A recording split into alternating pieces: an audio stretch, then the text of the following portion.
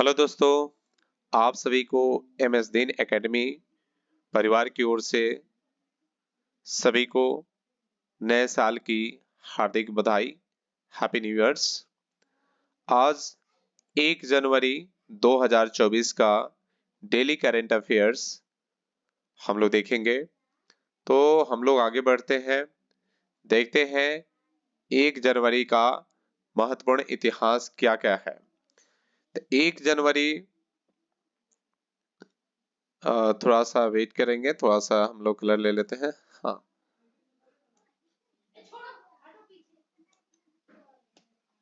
1 जनवरी 1664 छत्रपति शिवाजी महाराज ने सूरत अभियान शुरू किया। 1 जनवरी 1772 पेशवा माधवराव प्रथम का निधन होने के बाद उनके छोटे भाई नारायण राव ने गद्दी संभाली। 1 जनवरी 1949 कश्मीर में युद्ध विराम की घोषणा हुई। 1 जनवरी 1915 महात्मा गांधी को दक्षिण अफ्रीका में उनके कार्यों के लिए वायसराय केसरे हिंद से सम्मानित किया गया। 1 जनवरी 1992 पाकिस्तान ने पहली बार अपने परमाणु प्रतिष्ठानों की सूचियों की अदला बदली की। उसके बाद आगे बढ़ते हैं 1 जनवरी से संबंधित करंट अफेयर। तो देखेंगे, संसदीय अस्थायी समिति ने सिफारिश की है कि केंद्र को इलेक्ट्रिक वाहनों को तेजी से अपनी और विनिर्माण योजना की समय सीमा कम से कम 3 साल और बढ़ानी चाहिए, जबकि इस योजना की समय सीमा 31 मार्च 2024 है। इसका बजट परिव्यय 10,000 करोड़ रुपए है। फेज 2 योजना का मुख्य उद्देश्य इलेक्ट्रिक और हाइब्रिड वाहनों की खरीद पर प्रोत्साहन देना और आर्थिक चार्जिंग स्टेशन जोड़ना है। उसके बाद आगे देखते हैं, केंद्र ने 18 राज्य और केंद्र शासित प्रदेशों में 75 विशेष रूप से कमजोर जनजातीय समूह के बीच प्रधानमंत्री आवास योजना ग्रामीण के पात्र लाभार्थियों को पहचान करने के लिए एक व्यापक सर्वेक्षण और पंजीकरण प्रक्रिया शुरू की है। ग्रामीण विकास मंत्रालय ग्रामीण आवास योजना के लाभार्थियों की पहचान करने के लिए अपने समर्पित ऑनलाइन एप्लीकेशन आवास प्लस ऐप का उपयोग करता है। प्रधानमंत्री जनजातीय आदिवासी न्याय महा अभियान के तहत विशेष रूप से कमजोर जनजातीय समूह के लिए कुल 4.9 लाख आवास निर्माण करने की योजना है। आगे बढ़ते हैं, आगे है वी वॉक्स ने अखिल भारतीय तकनीक शिक्षा परिषद, भारतीय उद्योग परिगम और भारतीय विश्वविद्यालय संघ सहित विभिन्न एजेंसियों के सहयोग से भारत कौशल रिपोर्ट 2024 प्रकाशित की है, जिसमें भारत का कौशल परिदृश्य एक कार्यबल पर कृत्रिम बुद्धिमत्ता के प्रभाव पर प्रकाश डाला गया है। आगे बढ़ते हैं, शोधकर्ताओं ने कन्नौर जिले की लैटेरिक पहाड़ियों में साइपेरिसी की एक नई प्रजाति की खोज की है। इस प्रजाति का नाम फिब्रिस्टिलिस जेलिलियाना है। इस प्रजाति का नाम दिव्यांग पादप वर्गीकरण शास्त्री अब्दुल जलील के नाम पर रखा गया है।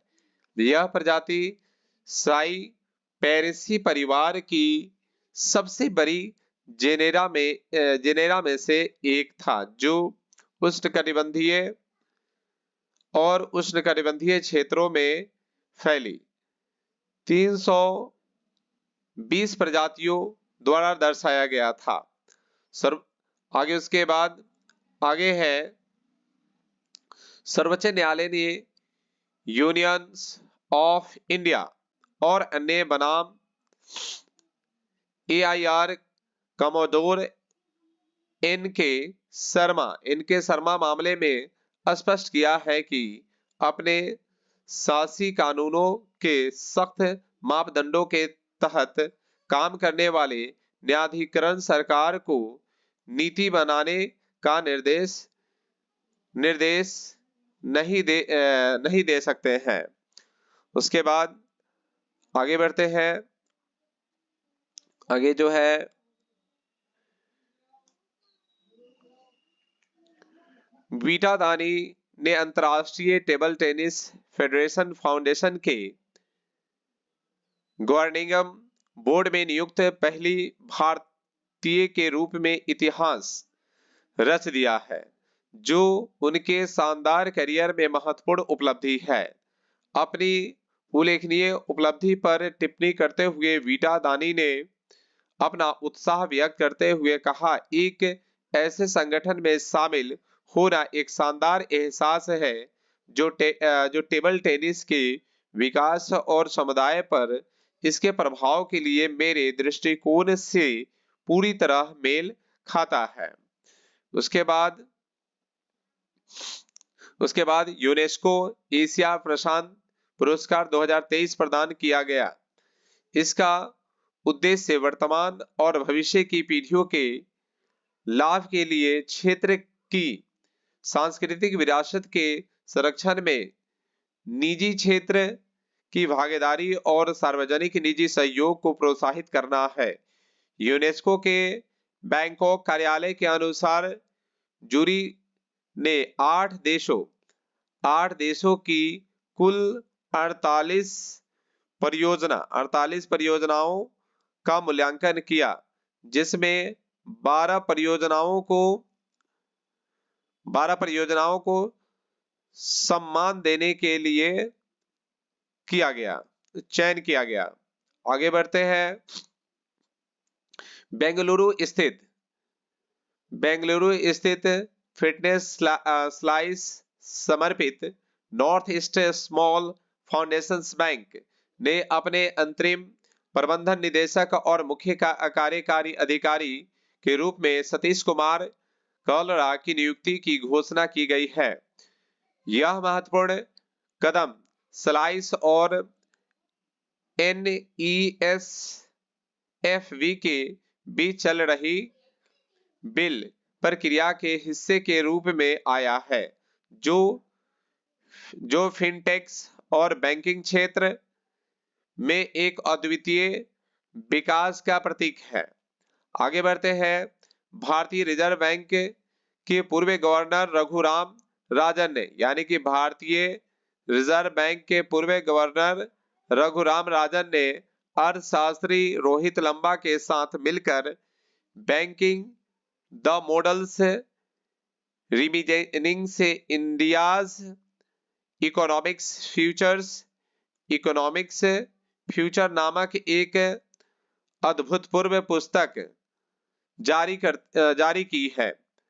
राजन के साहित्यिक योगदान में यह नवीनतम जुड़ाव भारत के आर्थिक प्रक्षेप पथ की संभावनाओं और चुनौतियों में एक महत्वपूर्ण अन्वेषण का प्रतीक है। आगे बढ़ते हैं। IRDAI विजन 2047 के तहत सरकार का लक्ष्य 2047 तक सभी के लिए बीमा प्रदान करना है, जिसका अर्थ है कि प्रत्येक नागरिक के पास उचित जीवन, स्वास्थ्य और संपत्ति बीमा कवरेज कवरेज है तथा प्रत्येक उद्यम और उचित बीमा समाधान द्वारा समर्थन किया जाता है। उसके बाद आगे बढ़ते हैं। आगे हमारा है राष्ट्रीय और अंतर्राष्ट्रीय करंट अफेयर्स, जिससे पहला सवाल हमारा है कि हाल ही में खेलो इंडिया यूथ गेम्स तमिलनाडु राज्य में कब से शुरू होंगे? तो ये जो है 19 जनवरी 2024 से शुरू होंगे। खेलो इंडिया यूथ गेम्स जो भारत के खेल परिदृश्य का एक आकर्षण है, अपने 2023 संस्करण की शुरुआत 19 जनवरी 2024 को तमिलनाडु में चेन्नई, मदुरई, त्रिची और कोयम्बटूर में करेगा।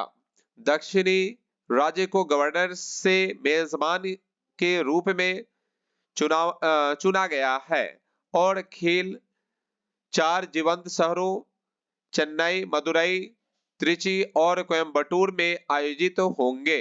तो कहाँ आयोजित होंगे? तो कोयम्बटूर में आयोजित होंगे। आगे क्वेश्चन देखते हैं।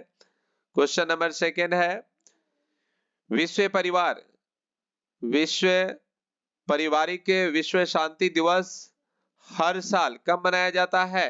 तो ये आज ही के दिन जो है 1 जनवरी के दिन जो है मनाया जाता है। हर साल 1 जनवरी को विश्व पारिवारिक दिवस मनाया जाता है। इस दिवस के माध्यम से लोगों में वैश्विक एकता और सद्भावना की विचारों को बढ़ावा दिया जाता है। इस दिवस को नए साल के दिन इस आशा के साथ मनाया जाता है कि आने वाला पूरे साल दुनिया में सूक्ष्म और स्थूल दोनों तरह सकारात्मकता बदलाव लेके आए। आगे हम लोग देखते हैं। आगे क्वेश्चन नंबर 3 देखते हैं। हाल ही में देश का पहला AI शहर किस राज्य में बनेगा? तो ये जो है ऑप्शन नंबर सी राइट है, उत्तर प्रदेश में। भारत का सबसे बड़ा राज्य उत्तर प्रदेश लखनऊ में देश का पहला AI शहर स्थापित करने के लिए तैयार है। इस पहल का उद्देश्य कृत्रिम बुद्धिमत्ता के लिए एक संपन्न केंद्र बना अत्याधुनिक प्रौद्योगिकी अनुसंधान केंद्रों और शैक्षणिक संस्थानों को एकीकृत करना है ताकि नवाचार को बढ़ावा दिया जाए उसके और भविष्य के कार्यबल का पोषण किया जा सके। आगे बढ़ते हैं। आगे क्वेश्चन नंबर 4, हाल ही में परिवारों में खेली जाने वाली सैफ चैंपियनशिप अंडर 19 भारतीय महिला टीम का कोच किसे नियुक्त किया गया है? तो ये जो है शुक्ला दत्ता को किया गया है। हाल ही में पूर्व खिलाड़ी शुक्ला दत्ता को अगले साल फरवरी में होने वाली सैफ चैंपियनशिप से पहले देश के अंडर 19 महिला फुटबॉल टीम की कोच नियुक्त किया गया। पूर्व भारतीय अंडर 17 महिला टीम की कोच शुक्ला दत्ता के साथ सभी महिलाओं के सहयोगी स्टाफ में पूर्व भारतीय अंतर्राष्ट्रीय खिलाड़ी श्रद्धांजलि समांतरों को गोलकीपिंग कोच लोरेम्बा और रोनिबा चानू उनकी सहायक होगी। आगे बढ़ते हैं। क्वेश्चन नंबर 5, हाल ही में किसे साहित्य अकादमी पुरस्कार के लिए चुना गया है? तो ये जो है सोरो खैबम गंभीरी को चुना गया है। ये जो है हाल ही में त्रिपुरा के प्रसिद्ध मणिपुर कवि सोरो खैबम गंभीरी को प्रतिष्ठित साहित्य अकादमी पुरस्कार के लिए चुना गया है। उन्हें यह पुरस्कार उनकी काव्य पुस्तक याचांगमांगा नांग हल्ले के लिए दिया गया है। PIB के मुताबिक साहित्य अकादमी अकादमी ने 24 भाषाओं में अपने वार्षिक साहित्य अकादमिक पुरस्कार की घोषणा की है। अब बढ़ते हैं क्वेश्चन नंबर 6 पे। तो क्वेश्चन नंबर 6 क्या है?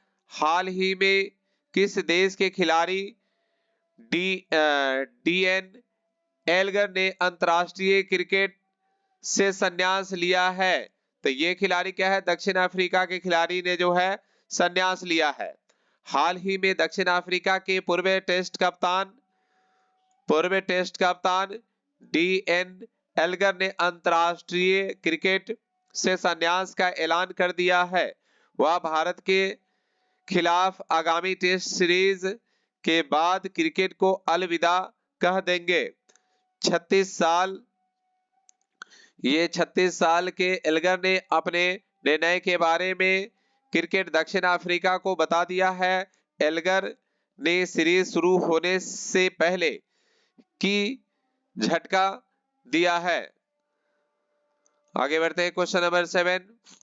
क्वेश्चन नंबर 7 है, हाल ही में किसने कार्तिक आर्यन को अपना फुटबॉल का ब्रांड एम्बेसडर नियुक्त किया है? तो ये जो है ये ऑप्शन नंबर सी राइट है। सोनी स्पोर्ट्स नेटवर्क ने वॉलीबॉल्स हॉर्स ब्रूथ्स और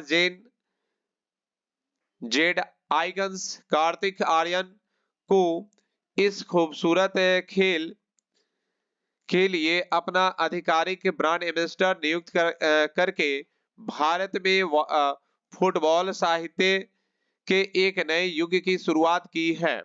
इस रणनीति साझेदारी का उद्देश्य फुटबॉल को व्यापक भारतीय दर्शकों के करीब लाना और पीढ़ियों में खेल के प्रति जुनून जगाना है।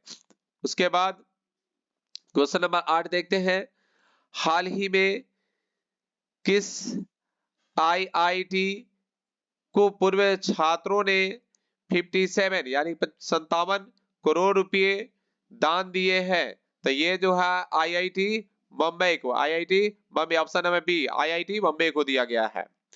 भारतीय प्रौद्योगिकी संस्थान बॉम्बे ने कहा कि 1998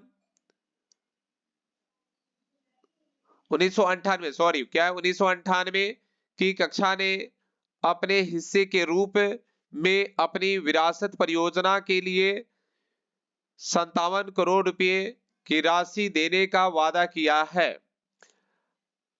आईआईटी बम्बई के एक बयान के अनुसार यह संस्थान को पूर्व छात्रों के एक बैच द्वारा दी गई सबसे बड़ी राशि, जो 1971 की कक्षा द्वारा 2022 में अपने स्वर्ण जयंती समारोह के दौरान दान में 71 करोड़ रुपए से अधिक है। आगे बढ़ते हैं, क्वेश्चन नंबर 9 है, हाल ही में किस विश्वविद्यालय ने मौलाना अबुल कलाम आजाद ट्रॉफी जीती है? तो ये है option number A, Guru Nanak Dev विश्वविद्यालय ने।